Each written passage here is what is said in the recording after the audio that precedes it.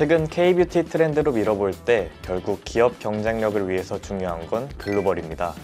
중국 시장 재활성화와 동시에 최근 계속해서 자금을 투입해온 미국 시장에서의 가시적 성과가 요구되고 있는데요. LG생활건강의 투자 금액 대비 성과는 아직까지 미미하다는 평가입니다.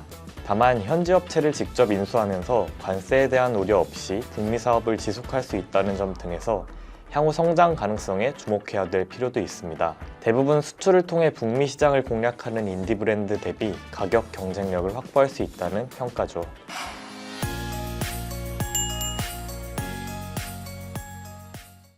LG생활건강은 K-뷰티를 대표하는 형님으로서 아모레퍼시픽과 함께 빅2로 업계를 이끌어왔습니다. 특히 2005년부터 17년간 매출액과 영업이익이 한 해도 빠짐없이 우상향을 기록하면서 한때 LG생활건강의 주가는 한 주당 170만 원을 넘어선 적도 있었습니다. 실적이 정점에 달했던 2021년 LG생활건강의 매출액은 8조 915억 원, 영업이익은 1조 2,896억 원이었습니다. 상각 전 영업이익 규모는 1조 5,647억 원에 달했죠. 안정적인 수익성과 더불어 더우 등 주력 브랜드의 이미지도 공고했습니다. 다만 2022년을 기점으로 LG생활건강의 성장세가 주춤하기 시작합니다. 17년 만에 처음으로 매출액과 영업이익이 역성장 추세로 접어들었는데요. 인디 브랜드를 중심으로 한 K-뷰티의 호황에도 전혀 힘을 쓰지 못하고 있습니다. 변곡점에 서 있는 LG생활건강의 현 상황을 더벨이 짚어봤습니다. 산업산부 김혜준 기자입니다. LG생활건강은 최근 정기인사 이전 대표이사 교체라는 강수를 뒀습니다. 10월 1일자로 글로벌 화장품 기업 로레알 출신 이선주 사장을 신임 대표이사로 선임했습니다. 2022년부터 LG생활건강의 소방수로 부임한 이정혜 사장은 정기인사 이전 용퇴를 결심하며 이른 리더십의 변화가 발생했습니다. 이선주 사장은 이력으로부터 짐작할 수 있듯이 글로벌 시장에서 강점을 지닌 인물입니다. 이와 더불어 브랜드 인큐베이팅과 마케팅 측면에서도 전문성을 지니고 있는 인물인데요. LG생활건강이 외부로부터 리더십을 수혈했다는 점도 주목할 만합니다. 그동안 LG생활건강은 LG그룹 내부 인사가 대표이사직을 맡아왔습니다. 그러다 쌍용제지와 한국PNG, 해태제가 등을 거친 소비재 전문가 차석용 전 부회장을 2005년에 영입했습니다. 그 후 17년 연속 매출과 영업이익 우상향을 기록했죠. 차 전 부회장이 이룬 성장을 기대하기 위한 목적의 외부 영입으로도 풀이됩니다.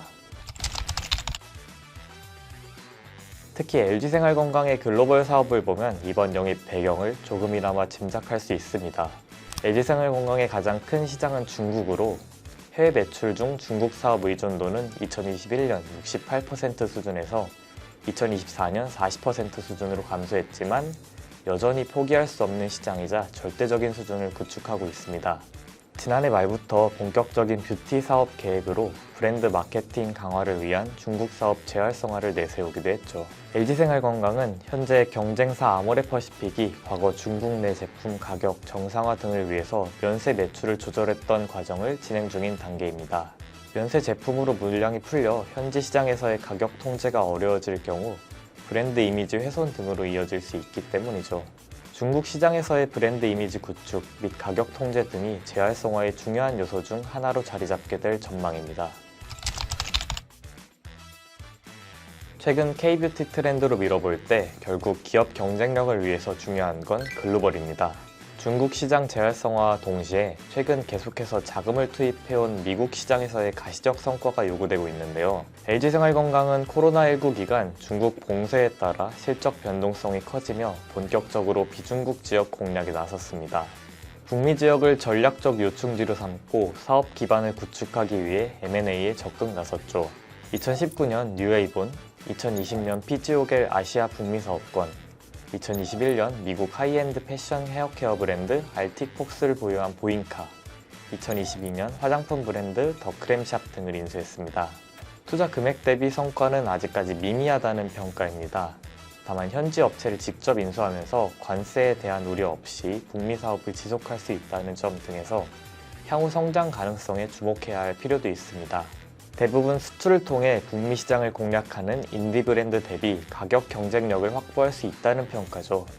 이 가운데 새로 LG생활건강을 지휘할 이선주 신임 대표이사의 역할도 중요해졌다는 평가입니다.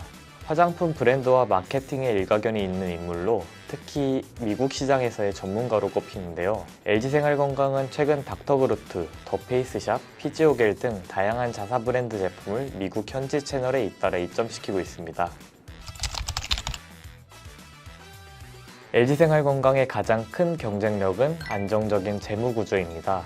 17년간 매출과 영업이익이 동반 성장하면서 재무 건전성을 축적했는데요. 실적이 부진한 현 상황에서 인수합병 등을 추진할 수 있는 단단한 기반이 됐죠. 2025년 반기 말 연결 기준 LG생활건강의 현금성 자산은 1조 1,716억 원입니다. 같은 시기 LG생활건강의 총 차입금은 2,958억 원에 불과합니다. 부채 비율은 26.3% 수준인데요. 이마저도 대부분 매입 채무 등이 운전자본성 부채와 기타 채무, 기타 유동금융부채 등으로 구성됐습니다. 회사 측도 계속해서 적극적인 M&A 의지를 드러내고 있는 가운데 아모레퍼시픽의 코스알엑스 인수와 같이 성장 기반이 마련된 인디브랜드 인수 등으로 활로를 모색할 것이라는 관측입니다. 이선주 신임 대표이사도 브랜드 육성에 일가견을 가진 인물인 만큼 인수합병 시장에서의 움직임에도 이목이 쏠립니다. 뷰티 디바이스 시장으로 확장하고 있다는 점 역시 주목할 지점입니다. LG전자로부터 뷰티 디바이스 브랜드 LG 프라일 브랜드를 양수했죠. LG 프라일의 상표권과 SNS 채널 등 브랜드 운영에 필요한 제반 사항이 LG생활건강으로 이관됐으며 향후 프라일 제품 개발과 출시, 마케팅 활동은 LG생활건강이 진행할 예정입니다. 회사 측은 뷰티 디바이스 시장 내 경쟁력 확보 및 프리미엄 뷰티 브랜드 입지 강화를 기대한다고 설명했습니다. 화장품, 디바이스, 인공지능으로 이어지는 뷰티 인텔리전스 스킨케어 생태계를 구축하고 미래 성장 동력인 뷰티테크 사업을 본격 전개하겠다는 방침이죠. 이처럼 LG생활건강은 채널 구조 조정, 신규 시장 확장, 뷰티 디바이스 진출, M&A 기회 모색 등으로 반등을 노리고 있습니다. 여기에 로레알 출신의 이선주 사장을 선임하며 정말 변곡점에 서 있는 상황인데요. 아직 이런 일련의 시도들의 성과를 판단하긴 이르지만 내부로부터의 커다란 변화의 바람이 불어오고 있다는 평가입니다. K뷰티를 대표하던 LG생활건강의 움직임, 더벨이 계속 관심 갖고 보도드리겠습니다. 지금까지 더벨 김혜중이었습니다.